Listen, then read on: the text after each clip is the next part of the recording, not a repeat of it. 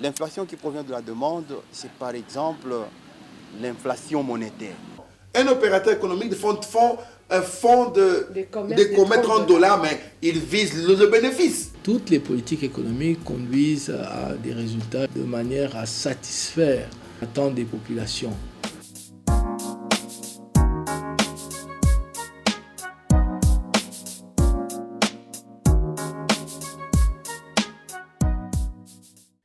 Mesdames, Mesdemoiselles, Messieurs, fidèles téléspectateurs, très contente de vous savoir nombreuses et nombreuses devant vos petits écrans pour suivre votre émission Parlons Économie qui traite pour vous des théories et problèmes économiques. Aujourd'hui, nous recevons pour vous un invité qui est professeur à l'université de Kinshasa, mais aussi chef de département, n'est-ce pas, de la gestion au nom de Jody Ngongo.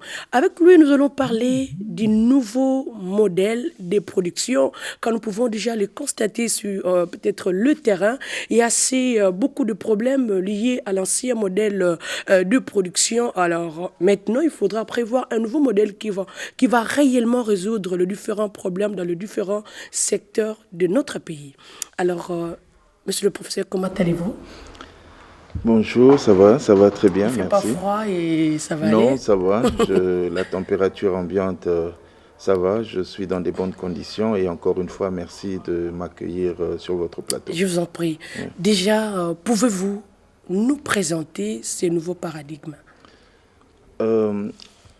Écoutez, c'est d'abord très intéressant d'aborder la question au niveau de la télévision parce que nous sommes butés aujourd'hui à des problèmes qui ne touchent plus une nation. Ce n'est pas un problème congolais, c'est un problème mondial. Effectivement, voilà. C'est un problème lié à l'environnement. C'est-à-dire, vous avez assisté dernièrement, il y a eu COP21, il y a eu COP22.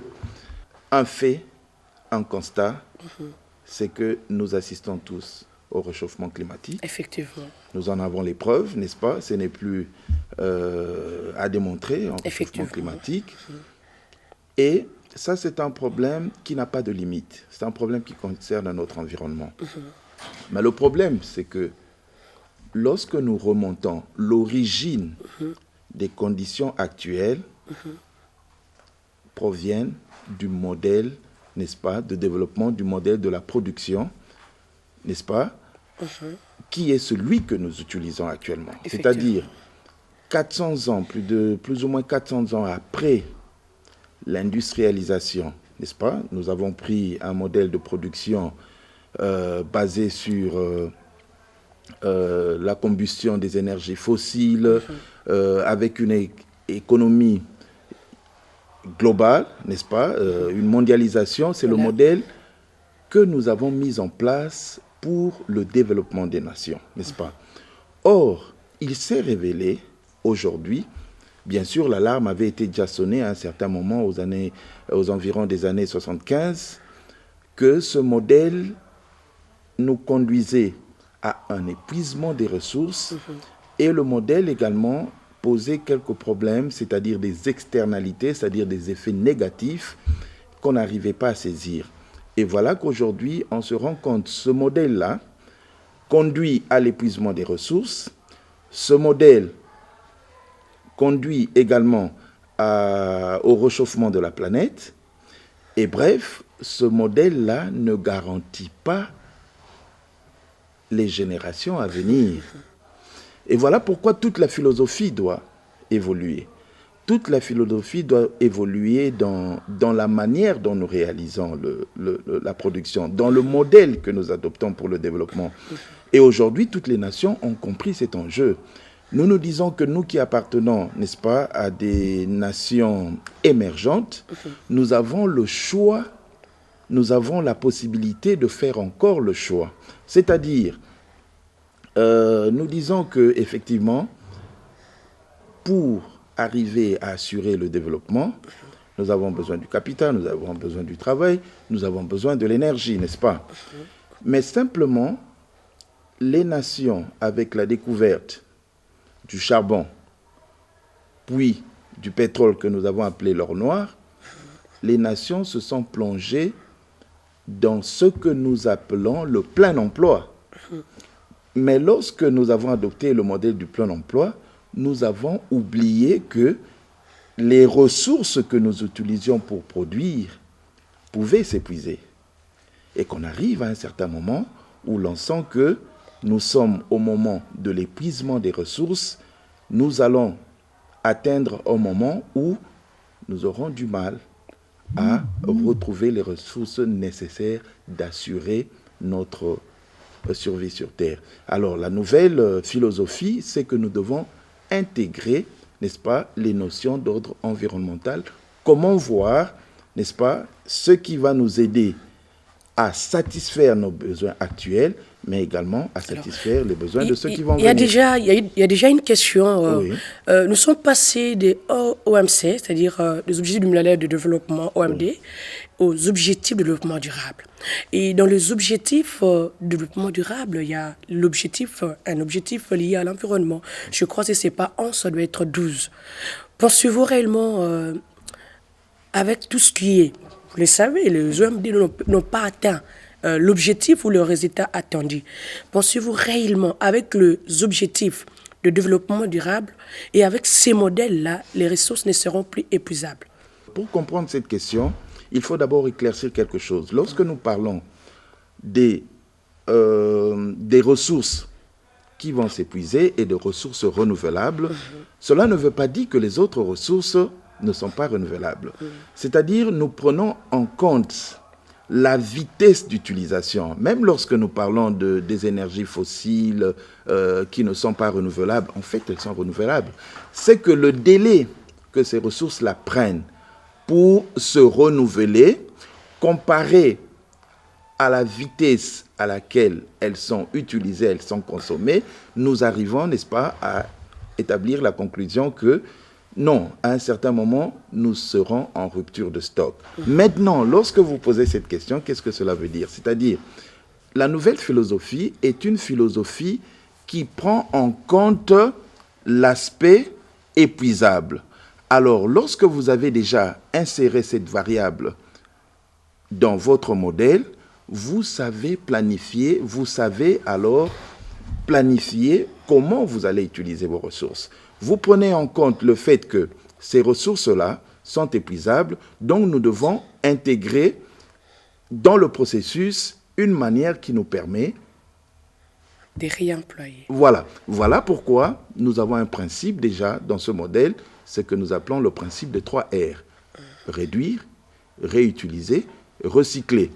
Ça veut dire, ce concept-là déjà nous permet d'allonger la durée des ressources. Parce qu'avant, nous ne prenions pas cela en compte, n'est-ce pas?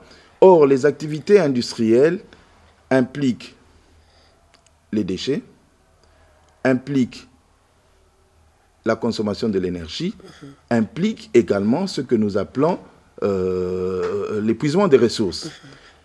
Il suffit dans le nouveau modèle de prendre en compte ces 3 aspects et d'arriver à établir un plan.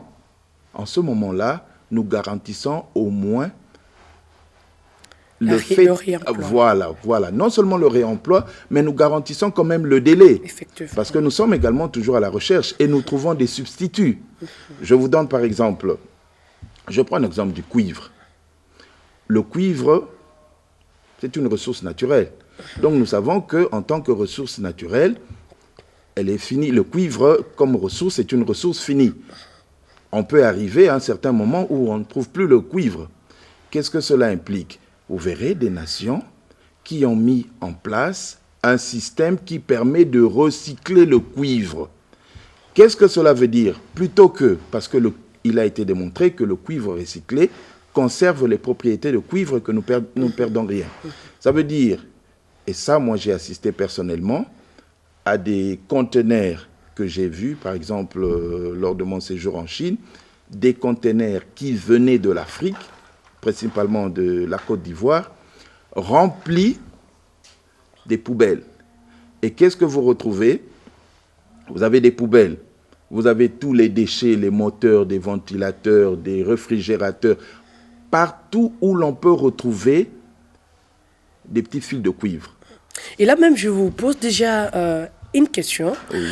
Aujourd'hui, nous le savons tous, si vous devez parler de ce nouveau modèle, il faudra quand même éduquer cette population mondiale, et particulièrement la population congolaise.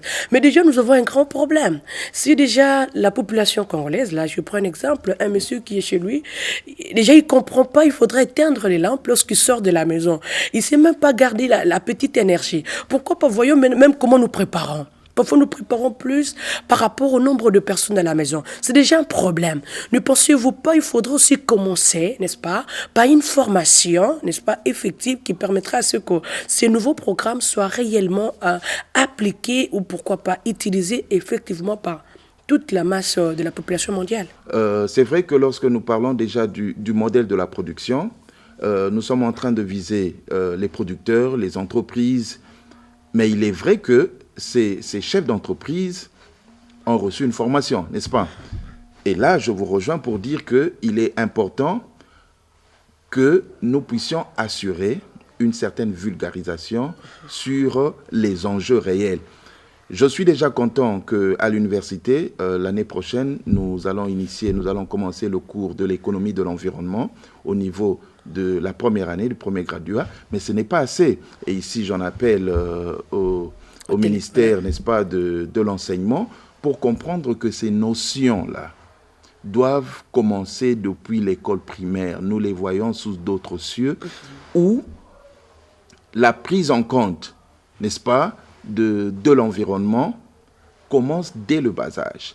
Introduire déjà la notion de l'économie de l'environnement permet aujourd'hui aux futurs responsables de l'entreprise, aux futurs dirigeants, aux futurs décideurs de comprendre que l'environnement doit être pris en compte dans le modèle de production. Cela veut dire nous avons détruit, parce que nous partons sur le principe que l'environnement n'a pas de valeur. Nous n'avions pas donné une certaine valeur à l'environnement. Tout ce qui est public ou tout ce qui est du domaine du collectif, et comme il est du domaine du collectif, il n'a pas de prix. On ne protège pas. N'est-ce pas? On ne protège pas.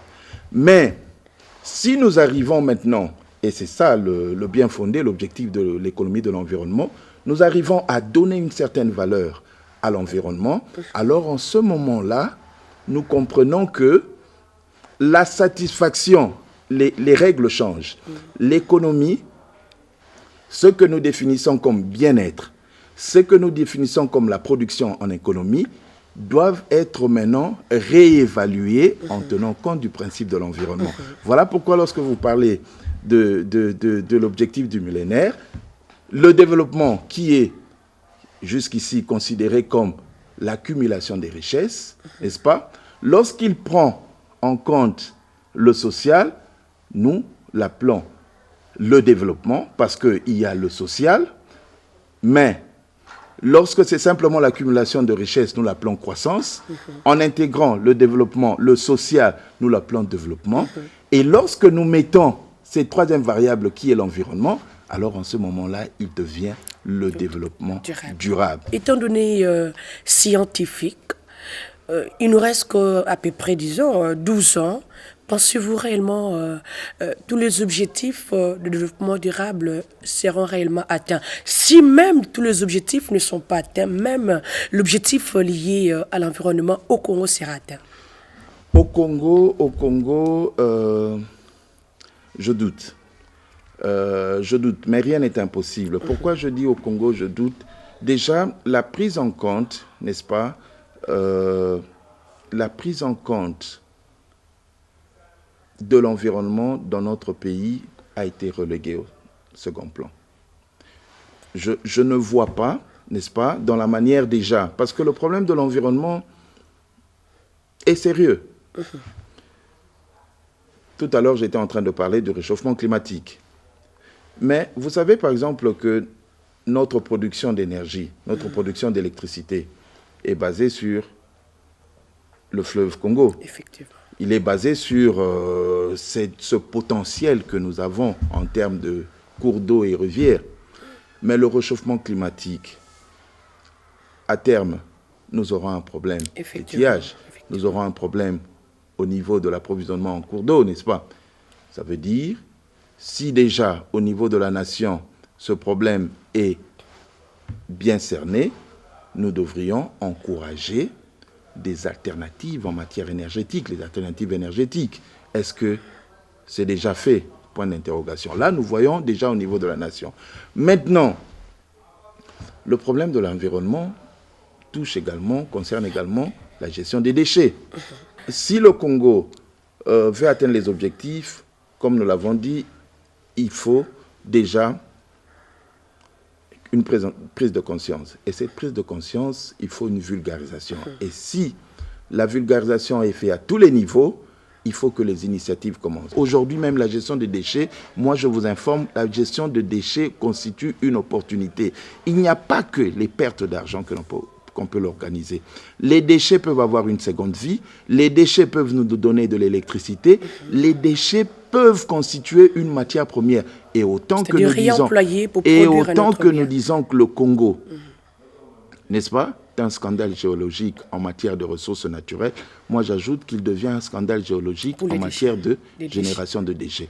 Utilisons alors ce potentiel-là pour affecter l'utilisation, considérer les déchets comme étant une matière première qui peut nous donner d'autres produits. Et ainsi, je pense qu'en ce moment-là, nous pouvons atteindre nos objectifs. Sans ça... Vous venez de parler du développement durable. Vous savez, le développement durable signifie tout simplement que les ressources qui sont utilisées actuellement, n'est-ce pas, pour la génération présente, ne doivent pas compromettre celle de la génération future. Alors, pensez-vous réellement comment peut-être doit s'ajuster cette production si nous prenons le cas du Congo, alors qu'on ne va pas même atteindre jusqu'à présent l'industrialisation de la production congolaise? C'est vrai que dans le cas du Congo, déjà, nous devons déjà tracer les lignes de conduite à suivre. Aujourd'hui, on ne peut pas parler de notre Congo comme d'un pays développé, n'est-ce pas? Effectivement. Maintenant, il faut faire le choix.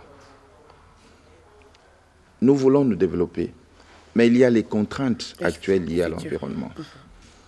Est-ce que nous allons dire, parce que ça, de temps en temps, nous discutons avec les amis, nous discutons avec les collègues, nous discutons avec le commun des mortels, la population. Il y a ceux qui disent, ah non, le problème de l'environnement, ça viendra. Hein. De toute façon, ça, ce n'est pas pour les pays pauvres. Nous devons d'abord accéder à un niveau de développement donné. Alors que nous subissons déjà. C'est ça l'erreur. Nous subissons déjà jusqu'à présent. C'est ça l'erreur. Ça veut dire, nous devons nous dire que nous sommes chanceux.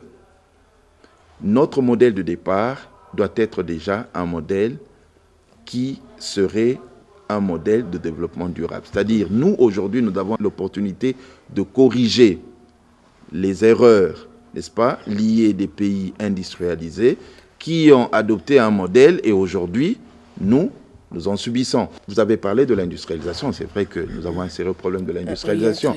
Bon, effectivement, parmi les préalables à l'industrialisation, nous avons l'énergie. Rappelez-vous, je vous disais, l'énergie, moi je me suis toujours dit, beaucoup de gens ne comprennent pas lorsqu'on parle de l'énergie, n'est-ce pas? Et aujourd'hui, il est évident, même lorsque les économistes parlent des facteurs de production comme du capital et du labor qu'on appelle le travail, il est clair que les deux là ne peuvent être utilisés qu'en présence de l'énergie. Pourquoi? La machine a besoin de l'électricité pour être mise en marche, n'est-ce pas? L'homme, le labor, le travail, a besoin de l'énergie pour avoir la force.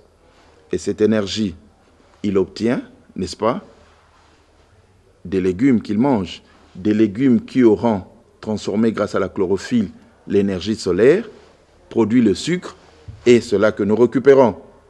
Et cette énergie chimique de nos cellules sont transformées en énergie mécanique et qui nous donne la force de marcher, de faire le mouvement, n'est-ce pas? Donc vous comprenez qu'il y a des préalables. Et donc lorsque déjà au niveau, sur le plan national, le problème de l'approvisionnement énergétique fait défaut, c'est difficile de parler de l'industrialisation. N'est-ce pas? Pourquoi? Parce que je prends un exemple clair. Il y a certaines entreprises aujourd'hui pour produire qui recourent à des groupes électrogènes. Mademoiselle, les groupes électrogènes sont alimentés par quoi? Les combustibles fossiles. Qui vont encore détruire. Voilà, qui vont encore polluer. Et aujourd'hui, c'est simple, nous pouvons le voir. Aujourd'hui, nous savons 1 litre de gasoil ou 1 litre d'essence brûlée occasionne tel grammage en termes de CO2. C'est clair, n'est-ce pas? Donc, nous pouvons faire des estimations et calculer. Mais aujourd'hui, lorsque vous remarquez, par exemple, à Kinshasa, les groupes électrogènes pullulent. Mais s'il n'y a que ça comme ressource, c'est aussi le problème. Parce que s'il n'y a que ça comme bien à consommer, la population va continuer à consommer le même bien. C'est-à-dire, il y a aussi un problème là. Il n'y a pas le produit qui pourront réellement assurer, c'est-à-dire ces nouveaux modèles. Imaginez que vous avez des enfants, n'est-ce pas? Si le produit que vous avez sur le marché est un produit qui n'est pas ou périmé, est-ce que vous allez dire, puisque les enfants doivent manger, je vais prendre ces produits périmés? Non. Ça veut dire la prise de conscience. À un moment donné, on n'en peut rien. Hein? Non, si la population sait que... On s'est dit, c'est ce que nous avons. Oui, il y a deux aspects. On dit le ventre affamé n'a point d'oreille. Déjà, si la population sait que, en adoptant ce comportement, je contribue, n'est-ce pas, à polluer, je n'assure pas, n'est-ce pas, l'existence des générations à venir, ils vont réfléchir 2 fois. Et deuxièmement, et c'est également la disponibilité de l'offre. C'est-à-dire, dans la disponibilité de l'offre ici, je pense, et d'ailleurs, je suis en train de vous informer, je suis parmi ceux qui initient des projets, n'est-ce pas, dans l'énergie renouvelable. C'est-à-dire, nous sommes, par exemple, ça c'est de manière vraiment individuelle, nous sommes dans des projets où nous cherchons comment substituer à tous ces groupes électrogènes des kits solaires qui peuvent, n'est-ce pas, remplacer les groupes électrogènes. Mais encore faut-il que les ménages soient informés sur les bienfaits des kits solaires. Parce que certainement les gens disent « Ah, mais c'est plus cher ». Oui, c'est plus cher. Mais les gens n'arrivent pas à faire le calcul que c'est cher à l'achat. Mais lorsque nous faisons un calcul 2 ans ou 3 ans après, ces kits solaires sont amortis, mais après, moi j'ai de l'électricité gratuite. Peut-être aujourd'hui, avec les kits que nous avons sur le marché, et là, la technologie a aidé. Sur le marché, aujourd'hui, nous avons des kits solaires, par exemple, qui coûtent peut-être 2 fois plus qu'un groupe électrogène. Donc, qui peuvent être facilement amortis en 1 année ou maximum 2 années.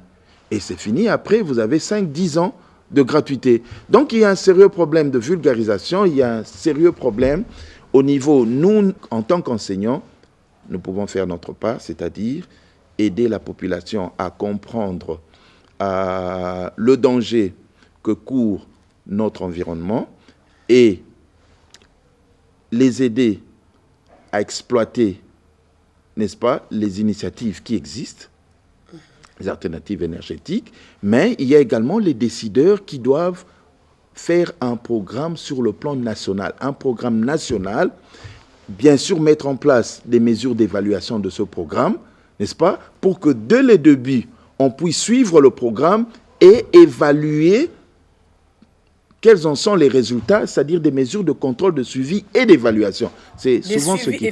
Voilà, c'est souvent ce qui manque dans notre pays. On peut lancer un programme, on peut lancer des campagnes, mais s'il n'existe pas des mesures de suivi, de contrôle et d'évaluation, voilà pourquoi nous avons tous des résultats qui ne marchent pas. La dernière question est celle de savoir, vous savez bien que les ressources en économie, déjà, nous le savons tous, sont épuisables. Vous venez même déjà de le dire. Et ne voyez-vous pas que ce modèle serait réellement une source d'inquiétude?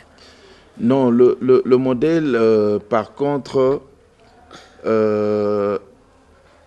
nous mettrait encore plus à l'aise. Être informé du caractère épuisable des ressources est un avantage parce que vous prenez les dispositions, vous réfléchissez en termes de substitut, si cette ressource-là n'existe pas, vous réfléchissez en termes de comment bien le gérer Et ça aide. Mais pourquoi nous en sommes arrivés à la situation actuelle? C'est parce que ceux qui ont géré dans le passé les décideurs n'avaient aucune conscience du caractère épuisable des ressources. Voilà pourquoi il fallait les utiliser. Il fallait les utiliser comme... n'est-ce pas? Et nous en sommes arrivés à ce point. Par contre, nous aujourd'hui, en étant conscients du caractère épuisable des ressources, nous mettons en place des structures qui nous permettent de les utiliser de manière efficiente. Lorsque je parle de l'efficiente, c'est-à-dire peu de ressources, mais pour une production abondante. Alors de façon très claire et concise, un mot sur ces modèles.